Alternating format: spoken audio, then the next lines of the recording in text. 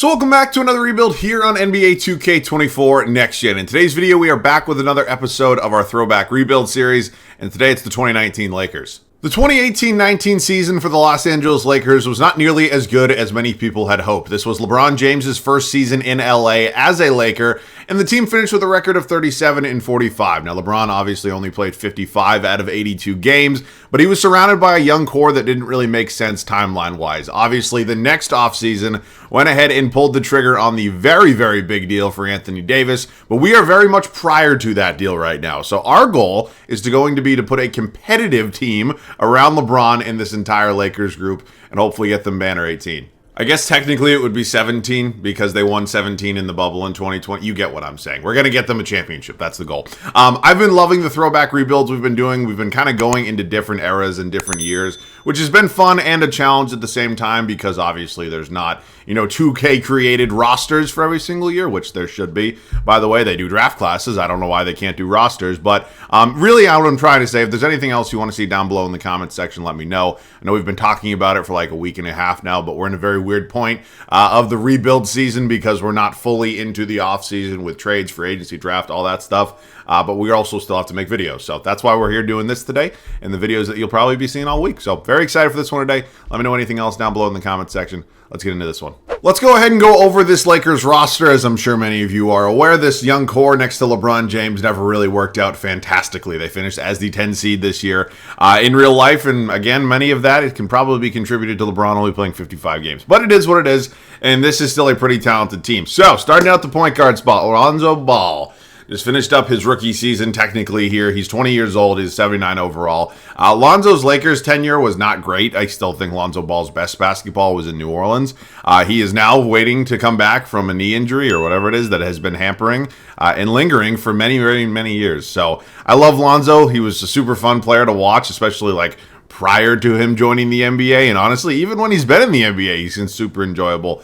But he's just always been injury prone. So I don't know how his development's going to go here today. Again, he's only 20, so I'd like to see how much we can kind of max that out. But it'll probably be a year-to-year thing. Rajon Rondo, who was a player that I was surprised that the Lakers eventually decided to move on from. Really just that, and you want to talk about another guy I'm surprised they moved on from, Alex Caruso. Really just their entire core that they ended up having in that 2019-2020 season when they obviously won a championship, which I'm sure many Lakers fans are very still bitter about. But a lot of depth here at the point guard spot. We're going to figure out some sort of rotation. Shooting guard spot, Kentavious Caldwell-Pope, another important player on that 2020 championship team. He's only 25 years old here. He's a 77 overall, so we'll see. I do like the A-plus three-point shot. That's very nice.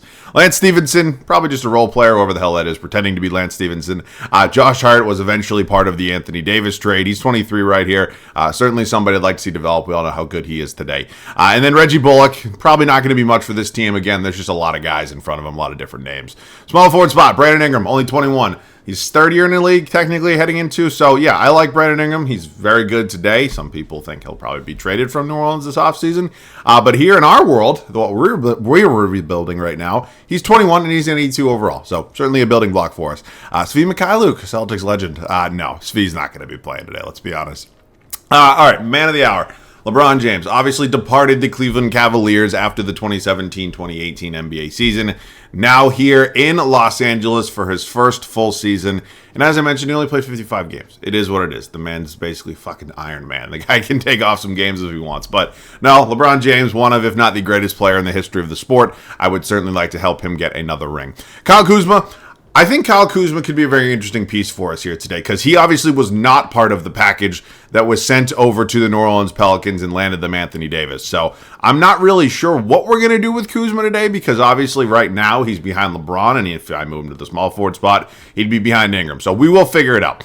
Michael Beasley, pushing 30, probably not going to see a ton of minutes, good veteran. Then the center spot, maybe the weakest of our positions right now. JaVale McGee, I still think, can be an impactful player. He's just 30 years old, and he's not going to be a center I'm kind of building around here today. So, we'll see. And then two young centers here with Ivica Zubac and Mo Wagner, both pretty solid contributors in the NBA today. Zubac, obviously, with the other LA team, the Clippers, and then Mo Wagner down there in Orlando. So, I'd like to see them develop a little bit. That's just the way it's going to go, though. So, I'm going to make at least one or two trades. Again, I'm trying to be competitive. We have LeBron fucking James on our team. That's not really a surprise. Some of you are probably not going to like the strategy that I've decided to take here for year one in Los Angeles. We have basically decided to go ahead and move on from some of the names that are not only expiring this offseason, but maybe we don't see necessarily as long-term players with this team. I know I gave a whole speech about how it was not necessarily smart for the Lakers to eventually let Rondo go, but we're going ahead and we're moving on from him now because I think there's value in getting these draft picks. This is real life. No, I don't move on from Rondo. I think he's a very important piece. So we're getting an unprotected first-round pick in 2020 from Detroit. Ultimately, Rondo is a good player, and I think he would help make this team better. But we have two really young point guards that I want to get the majority of the minutes to, and Rondo ultimately kind of holds us up from doing that. So this is a deal that I'm completely fine with. Again, it's not a deal that's going to make us more competitive immediately, but it'll definitely benefit us a little bit more in the long run. Similar to the Rondo deal, I think JaVale McGee is and was an important player for this Lakers team. But again, he's not going to be a long-term option for us. We have two really young centers I'd like to develop, and JaVale McGee is in the way of that. So we're going to ship him off to Minnesota for another first-round pick in 2020. We're also getting Jared Bayless back in the deal. And again, this feels like kind of a really smart decision because there was a part of me that's like, hey, you know, LeBron's here. Why don't we kind of just push our chips forward, go all in, try to compete in year one? That didn't make a lot of sense because it's really hard to make trades when you're actually in the season, just for money reasons. So I decided we're going to go ahead and probably not have the greatest first season, but we're going to get a lot of assets for these guys. And then what could end up being our final trade before we kick off year one, it's going to be a deal with the Utah Jazz where we send Lance Stevenson and Michael Beasley out for Jay Crowder and Tyler Kavanaugh. I have no idea who that is. But Jay Crowder is 28 years old. He's certainly a serviceable role player, and he's on a multi-year contract. And he's an upgrade from Svi Mykhailiuk. So I'm very happy with this deal. We don't give up a single draft asset for two guys who are on expiring deals. So overall, if we take a look at this team right now, it's going to be Ball and it's going to be Caruso. Shooting guard spot's going to be KCP. I want to get Josh Hart some minutes. Hart was either going to play the backup 2, maybe the backup 3. I know he even plays some 4 in New York now. So just a really kind of important piece to what could end up being a pretty good young core for us here. Ingram and then Crowder, power forward spot, James, Kuzma. And then I'm going to run it with the two young guys here. Vita Zubats, Mo Wagner. Now, if we look at the contract situation with both of them, we have a contract year coming up for Zubats. I know maybe starting him might end up hurting us a little bit, but I do think he can develop, because obviously he has, into a pretty good NBA center. So he's going to take the majority of the minutes at that center spot. And then other than that, I don't really see anything else for us to do. I mean, I guess maybe we trade or look to trade Reggie Bullock just because I don't really need him, and he is expiring. So unless there's a multi-year contract, you see Tony Bradley. Nobody wants to keep, just Isaiah Thomas. Holy shit. Any draft picks? Not particularly. So that's unfortunate. All right, who's on a multi-year deal? Billy Hernangomez? No, I'm going to hinder the development of some of my centers. Again, I think it could be important, but like, where was Tony Bradley? That's honestly fine by me. All right, so that's cool there. We're pretty much set everywhere else. I don't really see any other major moves. I could just keep ripping it down with, like, Jared Bayless, who actually has 2 stars. Hang on a second. All right, whoa. I'm actually getting some pretty decent names here thrown out to us, but honestly, I don't really see a reason. All right, let's set the rotation. I'm honestly not really sure how I kind of feel about this first season going into Los Angeles. There was a couple different approaches we could have taken heading into this year one, and we decided to go with the approach of play the long game. You know, we decided not to push all of our chips into the middle here in year one, and I think that will end up being kind of the best move long term, but again, it kind of hurts because we are technically wasting a year of LeBron James, but it is what it is. Lonzo Ball, Kentavious Caldwell-Pope, Brandon Ingram, LeBron James, and Vita Zubats is our 1 through 5. Really not a lot of surprises when you look at that starting lineup. Bench unit's actually pretty good. It is Kyle Kuzma, Jay Crowder, Josh Hart, Alex Caruso, and Mo Wagner. So, again, not everybody there is exactly in their prime, but they are getting decent minutes on the league's biggest team. So I'm excited about what this first season could be. Again, I don't think it's going to be very strong record-wise, but it wasn't in real life either, and they won a damn championship the year after. So I'll see you guys at the end of year one. A surprising year one has come to an end that sees us finish with a record of 46-36. As I mentioned, this team went 35-47 in real life, and or 37 for whatever the hell it was. But no, this was better than I expected, and I will 1,000% take it, even though maybe I was kind of hoping for a good draft pick, but I'll live with it. Giannis, MVP, insane season all around. Luka Doncic is your rookie of the year. Spencer Dinwiddie, 6th man of the year. Giannis, your D-boy. Siakam, most improved. Billy Donovan. Now, I am not one to be good with faces, but I'm pretty damn sure that's not Billy Donovan. That guy sells insurance. There's no way that's Billy Donovan. All right, let's get into it here. We're in the playoffs. You can see we have the Warriors there in round one. Just a surprising kind of all-around season. I'm assuming it was a very heavy carry job from Mr. LeBron James himself. But here's a look at the teams in the standings all around. Let's get into some numbers. Was LeBron an MVP candidate? Whoa! When was the last time LeBron didn't average 20 for a season? Has he ever done it? I don't think so. For the first time in the history of his career, the man doesn't average 20 points a game on this team, right? I mean, again, I know compared to some of these early Cleveland teams, we're probably a goddamn dynasty with the talent and the help he has, but very surprising, kind of all things considered. Okay, well, I mean, it's fine by me. We are winning basketball games, but interesting. All right, we have the Warriors here. They are very good. They still have, they're okay. This is just the lineup of death. I mean, what am I supposed to do with this? It's LeBron and a bunch of 22-year-olds. I do not expect us to win this series. I don't even know if we'll win a game, but it was a good first season, all things considered, as we get swept at the hands of the Golden State Warriors, who are kind of on the back end of their dynasty. Well, I guess maybe not, because they did win one more in 2022, but you get it. Holy shit. Those are some insane numbers. All right, the Bucks beat the Trailblazers. The finals this year was the Warriors and the Raptors. I think I mentioned this in the last time I did a rebuild with this shared file. Something just felt different back in, pre-bubble. And it's not me trying to make fun of the bubble or anything. It's just that finals with the Raptors and the Warriors felt like an end of a different kind of era of basketball. I don't really know how else to describe it, but maybe I'm just reminiscing on the good old days. All right, we're seeing a lot of big names ending up calling it a career. Sad. Staff retirements. Popovich, who's still going strong today. Calling it a career. Hall of Fame, Vince Carter, jersey retirement. Are you telling me Tony Parker's not a Hall of Famer? Is that your opinion? All right. Coach's challenge. Yes. All-Star game. That's fine. No, this is stupid. It's still only a lottery. This is good. And a couple logos, couple uniforms. Okay, I don't know if we traded for anything in the 2019 draft, which we're at, and it does not appear so. So no lottery pick for us, unfortunately. It would have been nice, but it is what it is. Let's head up to staff signing right now, where Luke Walton is our head coach. Oh boy, this is an interesting head coaching option for us here. I am RIP to the late, great Bill Walton, Luke Walton's dad, but I can't. I know we overachieved, but I'm not winning a championship with these ratings, right? It's just... We had a fun season, right? We had a fun season. He's not a fun coach. So I'm just going to cut my losses. But Steve Kerr is sitting here, and we're the goddamn Lakers, so we can pay anybody any amount of money. I don't know if it's already, a situation where Steve Kerr maybe wants to say, hey, I'll just stay with the Warriors. If it ain't broke, don't fix it. But you know what? We're certainly going to make the offer. I'll also throw an offer out there to Mr. Mike Stauffer. And then any other head coaching option. Is this Tracy McGrady? Oh, my God. Tracy McGrady just chilling here. Budenholzer's sitting here. The rest of the ratings aren't great, but he might be my other best option. Or I could just go Underwood. I've had a lot of success with Jacob Underwood in the past. He's kind of option number 3 right now, if I'm being honest with you, but I want one of them. And Steve Kerr, welcome on down to town. What's going on? Who's that? That's not Steve Kerr. Okay, well, I don't know. I mean, it's not like Steve Kerr's not in the game. He is. So I don't know who this is, but they're just throwing a bunch of different insurance salesmen at me and giving them, like, really good NBA head coaches' names. So I don't know. We have Steve Kerr. We have Stephen Kerr. Fuck if I know. All right, we are up to the draft. We have the 22nd overall pick. This is the John Morant, Zion Williamson draft class. And I don't really know. There's a couple different approaches I could take here. This is a relatively deep draft class. There are a lot of names that ended up being solid NBA contributors. So, why not? We'll draft somebody at 22. I don't know if they'll be staying on the team. Let's take a look at the summary so far. It was Zion. What? Don't get me wrong. PJ Washington is a very solid NBA player, but there's not... I mean, this is why the Nets stay poverty. Over John Morant?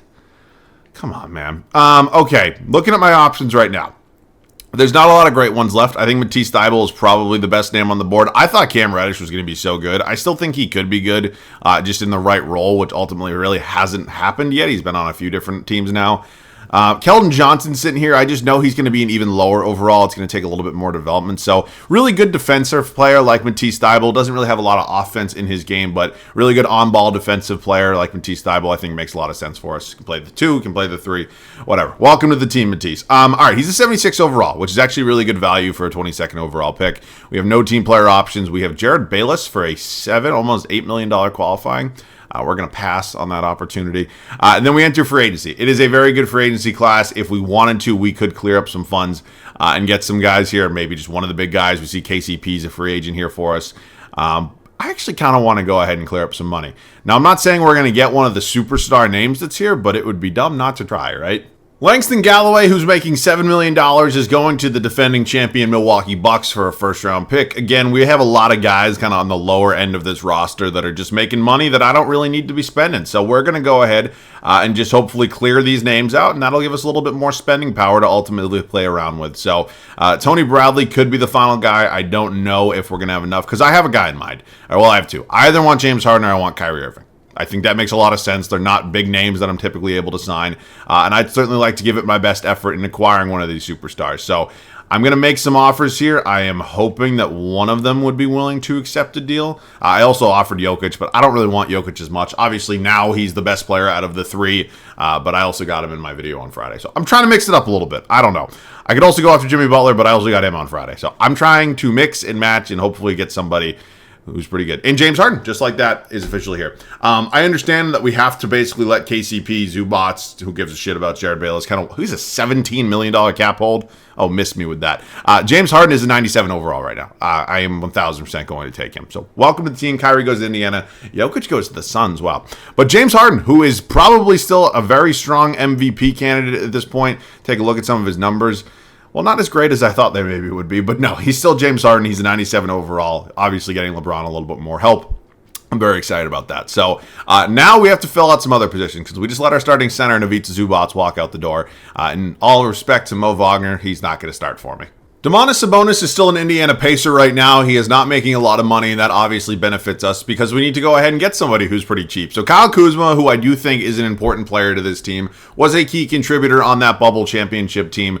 Would be nice to hang on to. He'd be a nice sixth man to have off the bench, but I need starters, and I need quality starters. So you got to give something to get something. Kuzma for Sabonis. Same value in terms of trade. They want a first from Detroit. I'd rather hang on to the Pistons pick because I think there's a possibility they kind of stink. How about if I instead give you our first round pick in 2020? They want a second, and they'll give me TJ Leaf. Okay, interesting. Not a name I've heard in a minute. Welcome to the team, Domantas Sabonis. He's only 23 years old. He's coming off a season about 15 points a game, damn near 12 rebounds, 3 assists. 1,000% going to take that. So him and Wagner will be my center options. Honestly, there's a world out there. Maybe I play TJ Leaf, me and LeBron James. We're good here with Ingram and Crowder. And then we do have a little bit of a situation here at the shooting guard spot. Wasn't initially anticipating a James Harden signing, which means we drafted Matisse Thybulle, and we still have Josh Hart here kind of for nothing. So, you know what? Maybe I have an idea. I think from a ceiling perspective, both Thybulle and Hart are a little bit higher than Jay Crowder. So Jay Crowder is also expiring. Maybe I include him in a deal with TJ Leaf and find a little bit of a better backup power forward. I think that actually makes a lot of sense. So Crowder, Leaf, and then I'll do a second round pick in 21 from Utah. Power forward, preferably, Rocco, not really listed as a power forward, but a pretty solid option. I just need somebody who's at least somewhat competent. It doesn't have to be, a superstar. Good God. Every time I'm looking for a specific position, I never get offered that specific position. It's funny. It's like 2K listens to me. Grant fucking Williams is not happening. All right. I see Michael Kidd-Gilchrist, but he just really doesn't excite me enough. I know that's kind of just, I'm begging at this point almost. All right. Let's just do this a different way. Let's look up power forwards making like $9 million. It's probably not a crazy long list, but I would just like to see who my options are. Porzingis not happening. All right, we got to go a little bit lower here. Like Jeremy Grant. This would be kind of exactly the kind of player I'm looking for. We'll do Grant and then TJ Leaf. And then can I get this done with just seconds? I honestly might be willing to give up a first, but he is expiring. Fuck. All right, I'll give up a first in 23. That's about it, though. Son of a bitch. Okay. If this is not going to go my way, then I obviously got to find somebody else. Oh, man. This is getting annoying. All right, hang with me. I know we got him offered to us originally, and he is listed as a center right now, but Derek Favors is clearly the best option we have as a backup power forward, backup center, whatever you want to call him. So Jay Crowder, TJ Leaf heading to Utah for Favors and a 2021 first-round pick. I actually can't believe we're getting a draft pick out of this deal, but we are, and I'm certainly going to take it. So Favors, you move to the power forward spot. Nothing really changes with the overall. And actually, that's something I'm fine with. It's something I can live with. Again, it's not my first option, but I can live with it. And then 6'5", 6'4", I'm just going to see the overalls when I move both of them. Like Thybulle goes up to a 77. Hart goes up to a 77 as well. I guess we'll move Josh Hart. All right, I will see you guys at the start of year number 2. Ready to go here for the start of year 2 in Los Angeles. We had an unexpected run to the playoffs in year 1. It obviously did not last very long. And then we had a fantastic offseason where we added a now 99 overall James Harden to play next to Lonzo Ball in our backcourt. So super excited about this team. I think we can be a top 4 seed. Everything just got to go kind of according to plan. Good to see some overall upgrades from Lonzo Ball, from Brandon Ingram, and from Domantas Sabonis as they figure out the rest of our starting 5. The bench is still pretty good as well. Of course, it did hurt to lose Kyle Kuzma, but Josh Hart taking over in that 6-man role. Still got Derek, still now acquired Derek Favors as our backup power forward. Matisse Thybulle, who is a rookie, going to be playing 15 minutes a game off the bench. Alex Caruso, and then Mo Wagner, who is somewhat, I don't know, going down overall. Who cares? No, but this team's very, very good. I expect to be very competitive here in the Western Conference, and I'll see you guys at the end of year number 2. I either created the best team in the history of the sport, or 2K has a really big obsession with the Lakers. I'm going to go with the latter. I think that's a safe bet. Because we went 75-7. This isn't a 75-win team. I'll tell you that. It's one of those days that 2K is being kind of nice to me, and I'm certainly going to take it here on a Monday morning. Nikola Jokic, first career MVP, 24-point triple-double. He was fantastic all around. I did make an offer to him. He didn't accept it. I didn't really want to sign. Not that I didn't want to sign him, but he wasn't my first option because I've gotten him before. John Morant, who fell to number 3 overall to the Los Angeles Clippers, is your Rookie of the Year. Spencer Dinwiddie, 6th Man of the Year once again. Giannis is your D-Poy. Malik Beasley, most improved. Steve Kerr, or whoever the fuck that is your Coach of the Year. I mean, again, I don't know how this team wins 75 games. They're very good. Don't get me wrong. We have 2 guys that are 97 plus overall, but this isn't a 75-win team. But I will 1,000% live with it. I will be happy, and I will gracefully accept it. Here are the numbers all across the board. We had 1 guy average more than 20 points a game. We are a very well spread out team. Everybody able to score the basketball. I'm certainly going to take it. So, round 1, the war. I mean, I can't fucking avoid these guys. I cannot get away with them. We took their head coach. They lost Kevin Durant. They still scare the shit out of me. All right, well, here goes nothing. You got LeBron and Harden going up against Dynasty, and we're up 3-0. Okay, on to the West Semis. Portland Trailblazers, who were in the finals last year, if you remember. This team, I'm not going to lie to you. Actually, Dame's fantastic. CJ's really solid. This team moves me less than the Warriors does. I'm not going to sit here and lie to you. We do lose a game. It is what it is. And the Oklahoma City Thunder, 97 overall Westbrook, 95 overall Paul George. This was such a fun Thunder team. I wish that era lasted longer. All right, here goes nothing in the West Finals. We are up 2-1 right now. We go up 3-1. They do win Game 5 and Game 6. Okay, thank God. And it is us in the Philadelphia 76ers here. Markelle Fultz, J.J. Redick, Rocco, Ben Simmons, Joel Embiid. Good team. I think we're better. I'm not going to lie to you. So hopefully we can just kind of handle these guys pretty easily as we are up 3-0, and we are looking to make it 4-0 and sweep the Philadelphia 76ers out of their own building. That would be kind of the ideal. Okay, what the fuck? What happened in the third quarter? Did we all take shrooms? I mean, what the fuck happened? Okay, well, we're going to head back to Los Angeles here for a game that I would very much like to win. I do not want to go back to Philadelphia, so let's just come out of the gates firing. Good start. Got to keep holding this lead, and we lost it. Lead has been lost. Again, not exactly sure what we're doing here, but it is a 13-point game with 3 minutes left. Here in Los Angeles, on the verge of closing out the Philadelphia 76ers, really nice game from James Harden so far, who's wearing number 35. He's just giving Markelle Fultz the fucking business. Okay, so I missed that one. As I'm sure many of you are privy to, I am not a strong 2K player, and Ben Simmons just going down the lane. LeBron's got 10, 4, and 9 on the night. Oh, man, come on, Bron. Come on. You got this. All right. Our goal I did not mean to do that. I was literally just about to say our goal right now is to just not be stupid. And thankfully that one went in, and we have not been stupid. It is still a 13-point game. I don't really know what you want to talk about. I mean, this Lakers team, obviously we kind of started out with a LeBron James and a young core, and we've kind of kept some of the young guys here and added other pieces to this team. But I was surprised that, not only was this a 75-win team, but we were just dominant, really, pretty much throughout the entirety of this season. So I'll certainly take it. I would like to win another one. That would certainly be a good way to Sabonis, 24, 7, and 6. I knew there was a reason we went out and got you, young man. No, this team was very good. And again, hypothetically, everybody in their primes on this team, it's not out of the question this team, is as good as they actually are. I don't think they win 75 games, but we're just clicking at the right times. I mean, this team fits well together, and I'm very happy. Domantas Sabonis is getting fried in the pick and roll. That's just okay. Ingram got 23 on the night as well. Everybody's playing well. Inside Harden. What the fuck's going on here? Ingram for 3? Nope. All right. I'm just kind of fucking around right now. I mean, it's only an 11-point game. I got to kind of focus. Who is this? Shoot. I don't know why I'm playing up on you. Shoot. Go for it, Brick. Brick. Yes, I called the brick in advance. Embiid is so goddamn... Can we get a rebound? Is that too much to ask for? Okay. Give James Harden the basketball. Okay, we're going to call for the ISO because James Harden is a pretty good isolation player and get out of his way, and Markelle Fultz is not even going to know what hit him. Okay, Markelle Fultz has me in absolute jail right now. 8 seconds on the shot clock. Ben Simmons trying to guard LeBron. Why? What in the name of Jason Tatum? Why are we smoking fucking layups at the rim? Oh my God. All right, we need one stop. We need one stop and this thing's over. I don't know who that is. Shoot. I don't care. Shoot. Simmons is just wasting fucking... I'm getting deep fried right now. This is so bad. This is why I don't play in game, for those of you who are wondering. Lonzo, I don't know who Stanley is, but let's just... There's no way you're getting clamped up like this.